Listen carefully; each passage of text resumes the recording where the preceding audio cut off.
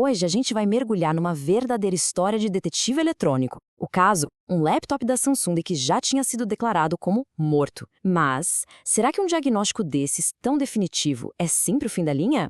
Vamos investigar juntos como uma análise mais a fundo pode, às vezes, reverter o que parecia ser uma sentença de morte. Pois é, o cenário já começa com o nível de dificuldade lá no alto. Esse notebook, um Samsung NP350XDA, já tinha passado por outra assistência técnica e foi basicamente condenado. Para todos os efeitos, era considerado lixo eletrônico. E essa é a grande pergunta que vai guiar a nossa análise. Será que um segundo olhar, um olhar mais técnico e curioso, consegue encontrar uma faísca de vida onde todo mundo só viu um beco sem saída? Ok, vamos aos fatos do caso. O nosso paciente aqui está completamente inerte, nada de luzes, nenhum barulhinho, zero sinais de vida. E o mais curioso de tudo, a fonte de alimentação dele está perfeita, funcionando direitinho. E aqui está a primeira pista, e é uma pista importante. Esse aquecimento sem nenhuma resposta, isso grita curto-circuito. É como se toda a energia que entra estivesse sendo sugada, desviada para algum lugar, antes mesmo de conseguir ligar qualquer coisa no sistema. Agora a gente chega no principal obstáculo. É isso que torna esse caso aqui tão difícil e, honestamente, fascinante. O que esse slide mostra é a diferença absurda entre trabalhar com um mapa e sem um mapa. A placa-mãe desse notebook, uma tal de NB2772, simplesmente não tem esquemas elétricos disponíveis na internet. Ou seja, o reparo tem que ser feito no escuro, totalmente às cegas, baseado só nos princípios da eletrônica e muito trabalho de detetive. Certo? Com o desafio bem claro na nossa frente, começa a caça ao componente defeituoso. E esse é um processo, olha, de muita paciência, método e eliminação. O primeiro passo já traz um certo alívio.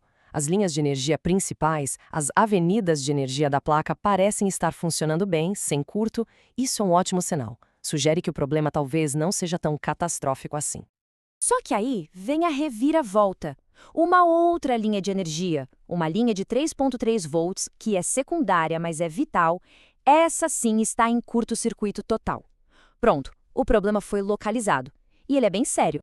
E por que isso é tão crítico? Bom, essa linha de 3,3 volts alimenta diretamente o cérebro do computador, a CPU, e também o controlador Super I/O, que gerencia, quase todo o resto. Um curto aqui pode significar o fim de componentes que são caríssimos. Para encontrar um único e minúsculo componente que está causando essa bagunça toda no sistema, é preciso usar uma técnica especial. Não dá para sair chutando. Esse método é simplesmente genial. Basicamente, injeta-se uma tensão controlada direto na linha que está com problema. O componente defeituoso, o culpado, vai tentar puxar toda essa energia para ele, e com isso, ele vai esquentar.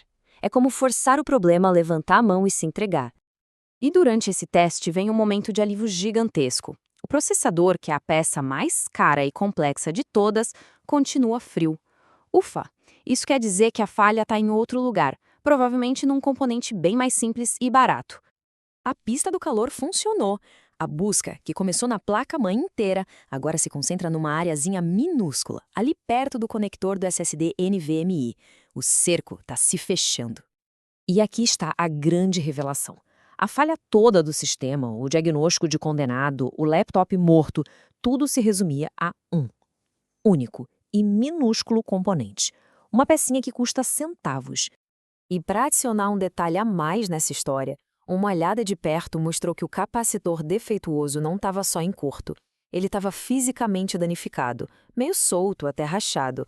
É um lembrete de como a eletrônica hoje em dia pode ser frágil, né? Agora vamos para a melhor parte, a resolução. Ver o impacto imediato dessa descoberta é a parte mais gratificante de toda essa investigação. No exato momento em que aquele pequeno culpado é removido da placa, o problema elétrico que estava paralisando tudo simplesmente some. Acabou, o curto não existe mais. E aqui a gente vê a sequência de eventos, é quase instantâneo. Capacitor removido, o curto desaparece, a placa finalmente recebe energia como deveria, o LEDzinho azul de status acende pela primeira vez em muito tempo e o sistema inicia. O laptop, antes considerado morto, voltou à vida. Isso tudo nos deixa com uma reflexão final, né? Esse caso não é só sobre um laptop.